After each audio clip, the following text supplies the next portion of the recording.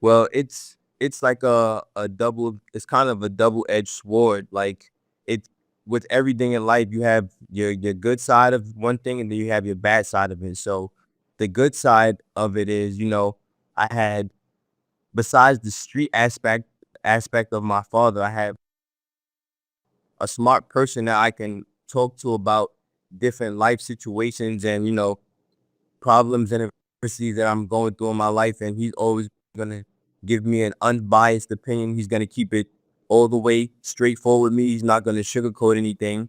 He's very strong-minded, and he wants me to be that way as well, strong-minded. September 17th in 1995, and his birthday is September 19th. So me and him, like, he's like 2 days. His birthday is 2 days after mine. So we both Virgos.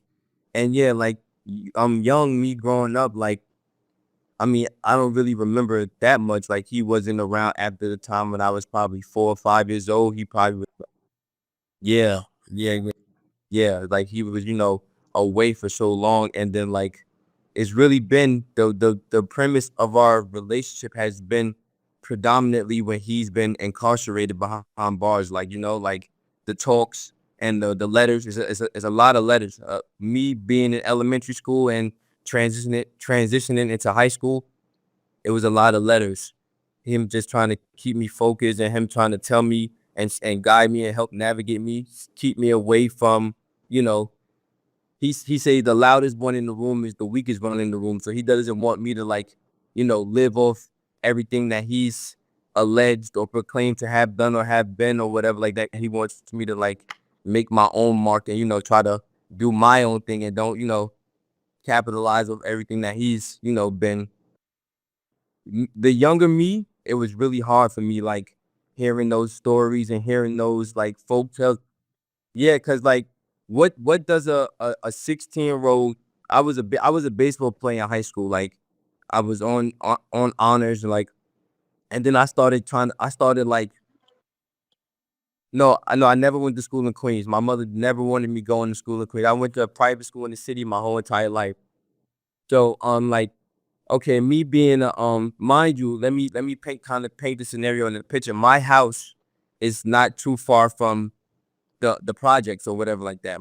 Where we live. So basically, like, me trying to, like, go over there and, like, see what that world was about, because I always was in this world, the school world, the athletic world. I never was, like, with the streets. So obviously, by me hearing the stories and I was fascinated by that, and I was like kind of cringing.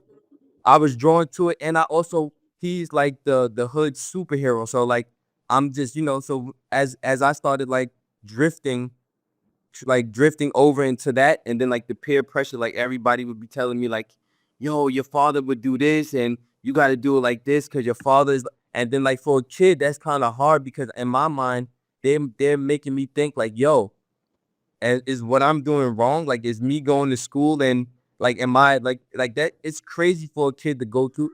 It's hard for a kid to go through that. But as me and him started talking more, I realized that what I was doing was right, and this wasn't the way for me to go. Going into the streets, yeah, because I actually had got tripped up with a lot of some street stuff, and yeah, it was a lot of misunderstandings going on. So, like, I needed, like, him to be like, yo, like, this is not it. You don't want to go down this path. You see where I'm at. You see where your cousin is at. You see where a lot of other men in our family are at. So don't go down this lane. You have to stay here. Once they had him incarcerated, they had him held captive or whatever like that. They went after the Murder Inc. guys, Irv and Chris, because they knew that they had ties. Obviously, Irv was at the top of the world at that time. He had all the money in the world at his disposal. So they kind of went after people that they knew would help my dad as far as legal stuff with the money part of it, to get the lawyers or whatever like that. And I feel like that was a real strategic move on the government's part, because they already had took all of his money. He was already in jail for a certain amount of time. So going after Irv and Chris, um, that kind of, like, stopped everything. Like, all hope, all optimism was gone because he has no proper money to afford a proper lawyer. So basically, that's what I always thought in my mind. Like, how can this guy be the person that they paint him to be? Where's the money at? Like, this guy, like, come on, like, where's the money at? He's trying to transition into Hollywood, trying to make this happen, and you guys keep pulling him back and reminding him what he used to be 10 years ago or 5 years ago. Like, it's crazy. I was in elementary school at that time, maybe in fifth or sixth grade. Like, their star witness was the actual hitman that was alleged to be hired, and he testified against my dad, and that was like, yeah, that was pretty much all they needed. If somebody's gonna say, "Yeah, he told me to do this, he paid me to do it," like basically a hitman. He was a murderer, basically. Like, yeah, his rap sheet is really extensive and long. Yes, if I'm not, don't quote me, but I want to say that I don't even think he got any jail time. His cooperation in the case was that instrumental because he's a small in the grand scheme of things, he's a small fish. Obviously, they want Supreme. They want him. They want the top dog. They want the big person. So that guy who's a hitman or whatever, he's nobody. They want the big fish. So he didn't get nothing really. We have a great relationship actually. Like, we talk whenever he can, whenever his jail is not on lockdown. He does. He's adamant about me visiting him. But they move. They like they play a game. The jails play this mind game. Like, they move him from because he moved from Colorado to Virginia to, yeah, the in Colorado where you had to take up 2 planes and then 2 buses, then an underground train, and crazy. So yeah, they was just he's been to maybe I'm gonna say 8 or 9 facilities in the past 6, 7 years. He's been to like 8 or 9 facilities. Yeah, they say that he has influence and he can manipulate the COs and stuff like that. They say he has like a high. So at one, it was a point maybe I want to say maybe 3 years ago, maybe in 2014 or 15, he was in a hole for like maybe a year and a half, 2 years. They had him in the hole. They say they caught him with a cell phone or something like that, and they had him in the hole for 2 years.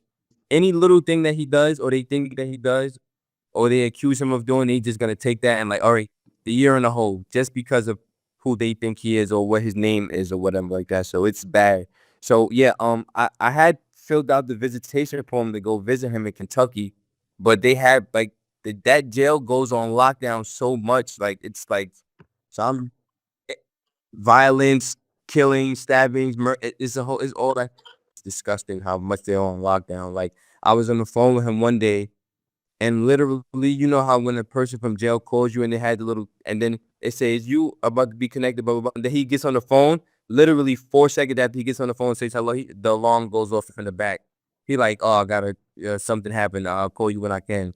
Like, literally, he was on the phone for 10 seconds before he turned. That's my cousin. That's my cousin. Yeah, everybody always gets that confused because they were so close to age. Yeah, yeah. But everybody always said that because they were so close to age, so they automatically think he's my uncle. But no, but actually, it's so ironic and it's so crazy because me and Prince, we have like we talk way more than me and my dad. Like, cause Pranks, we talk on what is the core links, yeah, we talk on the core links all the time, like, and he's just another father figure to me, another person that likes to keep me on the straight and narrow and likes to like give me jewels and tell me the do's and don'ts, how to navigate through life. He's just another, like I said, another father figure. But I talk to him more frequently than I talk to my dad though. All my friends that I went to school with and everybody that I'm, accustomed to seeing, like most of them, even if they weren't in a two-parent household, like they can just drive and get in their car and drive 15 minutes and they can go. Their parent is right there available for them, so I just feel like, how would my life be different if my dad was actually not incarcerated and they're actually home? Like, how impactful would that have been in my life? Like, like from the baseball games to just being my mother and my aunt, like not having a male figure, like me growing up around all females. I was like about this close to getting into some real, exactly, and that would have been shattering to my family, to everybody. That would have been like a me and Chris Gotti have a close knit relationship. Like, I've been around him a lot in my life. He's, helped me in different aspects, always checks on me every now and again. But besides Chris, I never talked to Irv. Like I've never seen Irv anything. I maybe spoke to Irv maybe one time. Like I mean, but the friendship that he speaks about, to my knowledge, is legit. Is a legit friendship. Like that's another thing that my dad always tells me. Like, no man owes you anything, no matter what. So I don't look for that or anything like that. But like I said, um, I've only spoke to her maybe one time in my entire life, and I've never seen him. And as far as Ja, I've been to Ja house a few times. Me and their sons are cool. Like I'm cool with Ja's oldest son. I have like a decent relationship with one of the Herb's sons too, with the oldest one. Like we're cool, but yeah, like as far as the dads are concerned, it's not really, pretty much there's nothing there really. Is non-existent. Besides Chris, Chris is the guy that I'm, closest to, and I talk to the most. I really don't like him, and it's not based off solely the thing with my dad that they have. I just feel like your Curtis is a grown man. He's 40 years old. He has multi-million dollars. So why even keep engaging and let just you beating a dead horse. Like let alone be alone. Well, it's not. I don't think that is a part of the marketing hype anymore. From,